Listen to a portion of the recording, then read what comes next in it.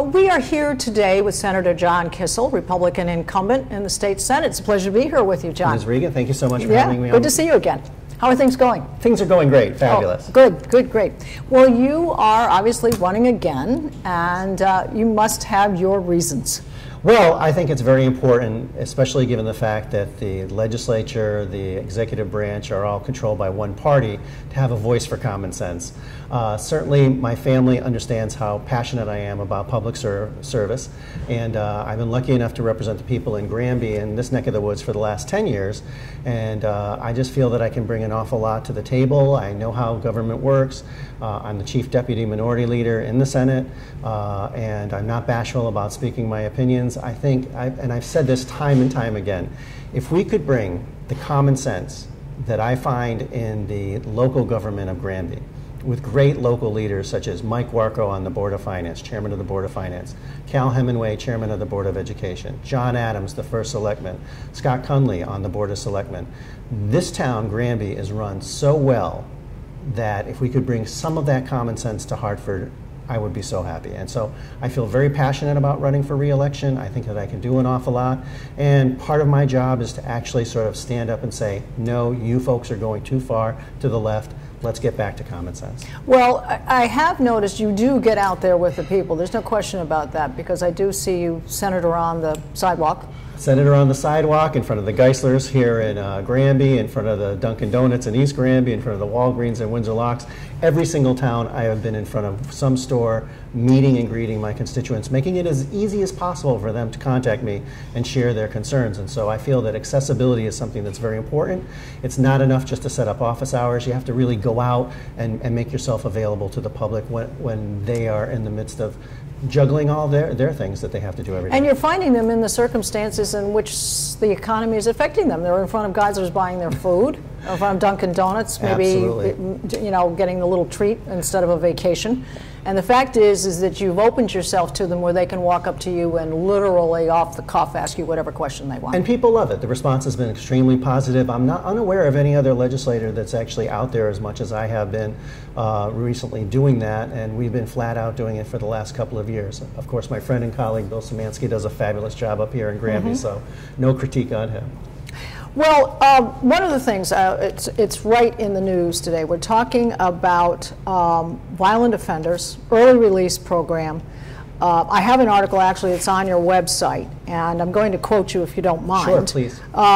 You said, as soon as Ms. Cruz, because she is the victim advocate, yes, spoke up, the group in charge of posting that particular job decided to post the job. And State Senator John Kissel, Republican Enfield, whether intended or not, it gives the appearance that if you criticize the administration, that you're in the danger of losing your job. Yeah, more comments on that? Well, I think it's true. I mean, whether it's intentional or not, the perception of the public is that if you raise your voice to this administration, that you will be in danger of losing your position. And certainly I saw that when Governor Malloy first became governor. There were some legislators on the Democratic side of the aisle that didn't really feel comfortable with the direction that he was going, and they were summarily pushed to the side, or their arms were twisted, and eventually they all decided to move with him in lockstep. I think good government deserves and actually requires free flow of ideas. And Ms. Cruz and I haven't agreed on all things. There was a bill proposal that I had where she had some concerns with it, but you know what?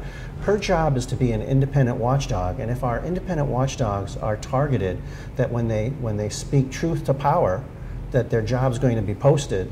And actually, it's even worse than that. The advisory board has indicated that they'd like to propose legislation next year to make the victim advocate more under the umbrella of the administration and less of an independent voice. I think that's a scary direction that this government's going, and so I'm going to fight that as hard as I can. Well, the victim advocate, she speaks for the victim themselves. Exactly. And if in fact she can't do that, she can't do her job. Her hands are tied. Exactly. And we have a constitutional amendment in this state, was passed in the last 20 years ago, that protects victims' rights.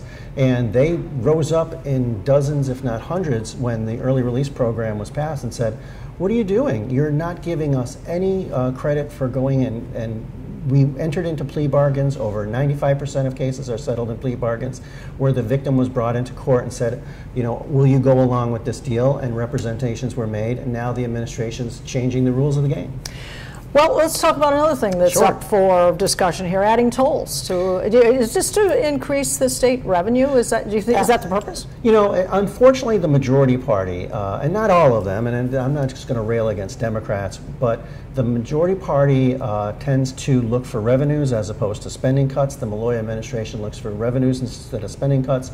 They received a grant to study this issue from the federal government, and they're exploring whether they want to put tolls on our, you know, another burden on our residents. On the high occupancy vehicle lanes.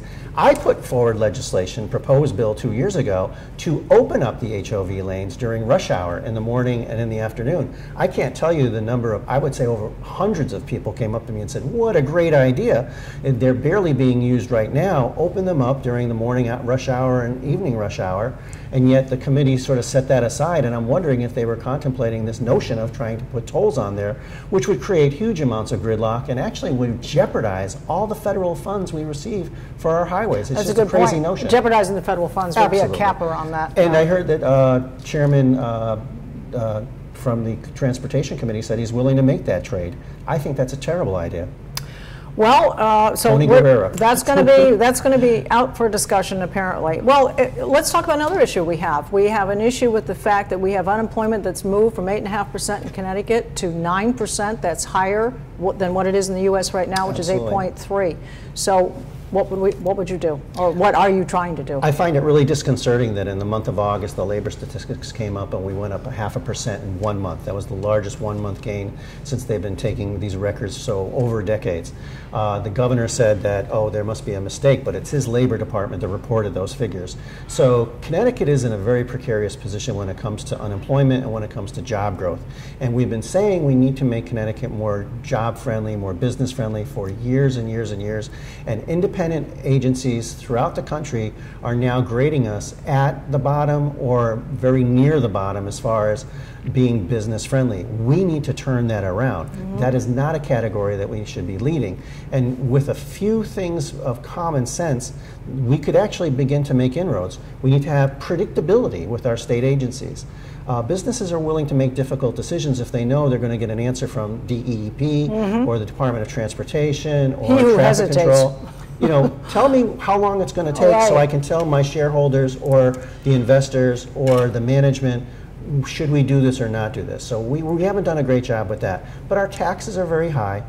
We also have a huge unfunded liability as far as pension plans and other things that we owe to our state employees. And we lead the nation as far as the indebtedness that each one of us carries on our shoulders. So that's not a good environment. So we need to get our fiscal house in order. And one of the things that Governor Malloy was trumpeting was going to generally accepted accounting principles, but he's done very little to put that into place. So I have some concerns. Because that would give us a more transparent and realistic view of where we really are with the numbers. Absolutely. You know, if Moody's or Fitch's or these other bond rating agencies say, listen, we're looking all over the country in Connecticut, you're in danger of being downgraded or you're going to be downgraded, we have to take note of that. And that's not a Republican thing, that's not a Democratic thing. There are times where we've come together, for example, in the bipartisan jobs bill, where we did something as a team across party lines for the betterment of Connecticut. I'd like to see more of that, and unfortunately, some of my Democratic colleagues are just very strident as far as partisan politics. Well, you feel as though there is momentum for the Republicans to take over the Senate, do you not? You feel optimistic? I'm working really, really hard. I respect my opponent. This is the second time she's challenged me, and she was in office for 4 years, and her husband was in office for many, many years in the seat that she had held in Enfield. But I do, in going out there campaigning, going door to door, meeting and greeting people all over this district, I do get a sense that people are frustrated with the Democratic majority in Connecticut. I think that when you sort of layer on the 4 years of President Obama's policies with the 2 years of Governor Malloy's policies, I think people have said enough is enough. We need to shift the pendulum in another direction. I do want to give your Facebook site so people can follow your campaign, and it is www.facebook.com/Senator Kissel. So it's been a pleasure. Oh, Delighted to see you went again. by way too fast. And good luck. Can I just say I'm asking each one who's watching right now for your vote in November, and I will work as hard as humanly possible to help everyone in Granby and North Central Connecticut. So I'm asking for your vote. Thank you very much.